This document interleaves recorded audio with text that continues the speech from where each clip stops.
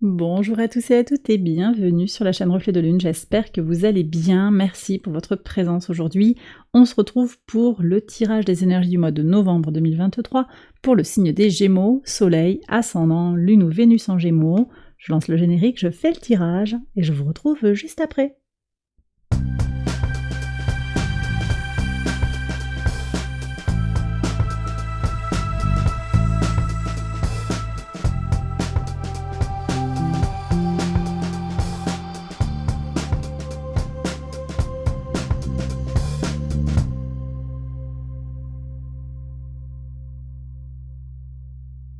Alors on y va, les Gémeaux, pour les interprétations. Votre arcane majeur du mois, c'est la carte de l'Empereur. L'Empereur qui nous parle d'avancée et de stabilisation, de concrétisation. On est également dans une énergie d'autorité pour vous sur ce mois de novembre. Autorité et expression de sa vérité. Des confirmations sur les papiers, des clarifications, une conclusion, un point final aussi à une situation, un apaisement dans certains contextes, mais également un début de projet. Donc vous voyez, il y a différents messages qui étaient venus pour la guidance de la fin de l'année 2023. On va voir comment ça vient se détailler avec le tarot. D'abord, je prends les messages de l'oracle. Alors vous avez l'immobilité, et vous avez, donc il y a des stabilisations, je pense, ou des avancées dans l'invisible. Et puis vous avez la couleur archange qui vous invite à invoquer vos gardiens, vos guides, vos alliés spirituels. Excellent. Excellent. Donc il y a un message aussi de l'immobilité, dans quelque chose de très connecté à votre spiritualité, je pense aussi. Allez, on y va sur le message du tarot. Maison 1, votre vitalité, votre état d'esprit, vos intentions, le magicien, beaucoup de potentialité, vous êtes dans votre énergie. On est avec Mercure ici, le maître de votre signe. Il y aura une pleine lune en Gémeaux, Elle sera le 27 novembre, ce sera le moment de ralentir pour se connecter aux autres, prendre le temps de mieux les connaître, mais également de mieux se connaître, et également prendre le temps d'assimiler les connaissances nouvellement acquises. On a des choses qui se passent également, alors le soleil qui vient à l'opposé de votre signe, sur la toute fin du mois, 22 novembre, ça vient mettre en lumière les choses. En tout cas, je vois, et alors il y a Mercure aussi d'ailleurs, Mercure qui rentre en Sagittaire dès le 10 novembre, qui apporte de la perspicacité dans tout ce qui va concerner la pensée sociale. On va voir ce qu'il y a ici justement. On regarde tout de suite. Bah oui, l'impératrice. Donc vous voyez, une forme de complétude ici qui se dessine. Empereur, impératrice, complétude, association aussi d'une certaine manière de votre envie d'agir, de votre principe masculin, de votre envie de recevoir, d'être dans la réceptivité, l'intuition, la créativité, principe féminin, les choses grandissent. On en reparle après. Bon, en tout cas aussi, vous avez les outils pour agir sur votre environnement concrètement, lancer des projets, une belle reprise d'énergie, je pense, pour vous, les Gémeaux. Sur la maison 2, vos ressources, qu'elles soient matérielles ou immatérielles. Alors le diable nous parle d'un grand pragmatisme pour arriver à ses fins.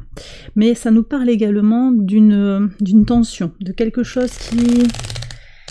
peut-être une relation toxique, quelqu'un qui vous demande beaucoup de temps, qui vous sollicite pour de l'argent, qui vous empêche d'y voir clair aussi. Alors je vais demander un éclaircissement et puis on va prolonger ce tirage après avec l'extension pour aller comprendre un petit peu mieux cette énergie du diable. Est-ce qu'on peut avoir un premier message ici pour les Gémeaux, s'il vous plaît? Ouf. Bon.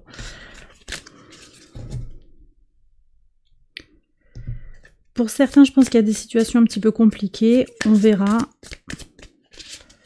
On verra ce qui sort après. Alors, tout a l'air emmêlé. J'ai les cartes qui sont très emmêlées. Alors, ici, on me parle d'une avancée. Vous allez avancer pour vous, pour vos proches, par rapport à votre base. On va voir ce qui se passe dans la base aussi. Maison 4. Et oui, bon. Ok, il y a une question qui est posée sur vos fondements. Vous voyez, j'ai le sentiment que vous reprenez quelque chose à zéro, une question, une remise en question peut-être d'une certaine manière. Vous vous êtes posé beaucoup de questions avec les transformations de l'énergie du Scorpion fin octobre, et ça va continuer aussi sur le mois de novembre. des déceptions peut-être hein, qui polluent un petit peu, en famille, dans le couple, des questions qui restent encore sans réponse. Vous êtes en train de cicatriser, mais c'est pas évident. Vous transmutez certaines douleurs du passé, de l'enfance. Je prends un message supplémentaire sur ce 3. Il faut jongler avec les circonstances. Pour le moment, tout n'est pas complètement guéri, j'ai l'impression. Vous voyez, donc cette immobilité, c'est le moment de vous connecter, effectivement, à vos alliés spirituels. Donc si vous vous sentez appelé, guidé comme ça, n'hésitez pas à vous faire aider par les énergies de l'univers. On va voir ce qui se passe par rapport à l'enfant intérieur. Bah oui, vous êtes protégé, voyez. Gardez espoir, vous êtes protégé par rapport aux problèmes qui sont liés à votre enfance, ou peut-être liés à vos enfants. Il y a peut-être des problèmes de garde aussi, hein. Et bien sûr, vous savez, vous prenez toujours les messages qui vous parlent. Maison 3, on va regarder ce qui se passe au niveau de la communication. C'est la maison qui correspond à votre signe. Il y a des guérisons. Soleil en Scorpion, vous voyez, je vous disais, quelque chose qui se transforme très très fort et qui va permettre une guérison. Les choses sont en train effectivement d'avancer, de se stabiliser. Pour certains, on va pouvoir s'affirmer davantage, mais il faut encore jongler avec les histoires du passé, les douleurs du passé, et là ça revient peut-être parce qu'il y a une date anniversaire, parce qu'on pense à quelqu'un qui revient peut-être aussi du passé, hein. On va aller voir justement, en lien avec cette carte hein, qui évoque le soleil en Scorpion, on va aller voir les transformations. Maison 8, 5 de bâton, sortir du conflit physique, sortir de la tension physique. L'invitation ici du tarot, c'est de vraiment prendre soin de votre corps au quotidien et de votre vitalité. Et ne pas entrer dans des situations qui vous mettent en anxiété peut-être, ou en tension physique, mal au ventre, stress, transpiration. Oui, on me parle de suée froide, hein, quelque chose comme ça. Sueur froide. Ouais. Alors, sur le quotidien, il y a quand même... Vous voyez, conflit mental sur le quotidien. Moi, j'ai l'impression que vous avez quand même un entourage hein, où il va falloir revoir les choses. Hein. C'est peut-être au travail, c'est peut-être une difficulté à trouver son équilibre au quotidien, à s'organiser. Quelque chose ou quelqu'un vous empêche de vous organiser comme vous le désirez. Bon, vous avez le monde, donc vous allez gagner sur cette difficulté, hein. Je pense qu'à partir du moment où vous allez la repérer, l'identifier, vous serez vainqueur. Mais ça passe aussi par les épreuves de la vie. Ne lâchez pas, surtout. J'ai le sentiment qu'il ne vous faut pas lâcher. Parce que quelqu'un vous pollue l'oxygène, là. On va voir justement sur les relations. Donc maison 7, la vie extérieure à vous-même, les engagements, la vie de couple, mais les partenariats aussi, plus globalement, en amitié, sur le travail et dans le sentimental. Le 6 de denier, l'énergie du donner et du recevoir, c'est une énergie que j'ai eu pas mal là ces derniers temps sur les tirages. Donner et recevoir. Donc peut-être qu'il y a une communauté aussi qui vient vers vous, une communauté d'âmes, une communauté avec lesquelles vous allez avoir un lien fort, avec un lien qui a du sens. Je pense que les relations seront basées aussi sur davantage d'équité. Vous voyez, sur les problèmes de garde, on va vers l'équilibre pour chacun des acteurs. On sort de la trahison, de la déception, de la fin peut-être d'une vie à deux. Vous prenez encore une fois si ça vous parle. De la déception d'un parent, ici j'ai ça aussi. On va aller vers quelque chose qui s'équilibre, hein. 6 de coupe, 6 de denier, une recherche d'équilibre intérieur. Je vais aller voir ce qui se passe quand même au niveau de la communauté. Ben oui, le jugement. Donc effectivement, il y a des transformations. Pluton s'apprête à rentrer dans votre signe. Là, vous êtes en train de préparer des choses très très profondes hein, sur le plan de votre énergie intérieure. Avec Pluton qui transite en Verseau, on est au trigone de votre signe, c'est en train de se préparer. On va voir comment Pluton vient vous impacter dans votre thème de naissance. Il faut voir dans quel secteur de vie. Mais en tout cas, sur le collectif, sur le quotidien avec la communauté, il y a quelque chose qui va s'éclaircir, qui va devenir évident pour aller vers autre chose. Donc, je pense qu'il y a de nouvelles rencontres, je pense qu'on va passer à une autre dimension dans les rencontres et dans l'entourage. vous lâchez certaines situations et certaines relations du passé pour aller vers plus une évidence de cette nécessité d'équité, pour faire parler aussi votre vérité. Vous voyez, c'est plus la vérité des autres. Vous allez pouvoir vous exprimer et vous libérer dans votre parole. Maison 10, la mission de vie, la contribution au monde, le 8 de coupe, donc on est dans cet équilibre qui va se trouver au travers d'un sens que prend un sens retrouvé dans votre mission de vie, dans votre expansion, dans votre désir d'ascension sociale. Équilibre, vous allez vers un nouveau jour, vous sortez du tunnel, vous laissez derrière vous ce qui ne fonctionne pas. Très très bien. Et sur la leçon intégrée, maison 12, alors la reine de denier ici qui nous parle d'une grande praticité. Vous avez besoin de sortir du mental, de reprendre corps dans votre base.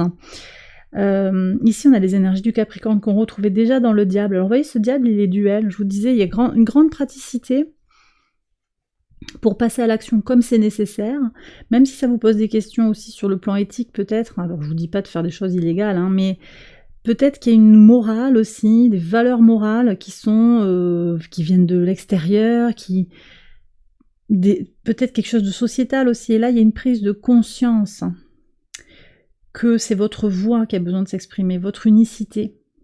Pas la voix du collectif, mais la voix de votre individu. Et donc vous êtes invité en tout cas très très fortement par le tarot à faire ce que vous êtes appelé à faire, quoi, ce que vous désirez faire, ce qui est évident. Ok. Alors on va prendre un message des anges, les messages de l'univers pour les Gémeaux.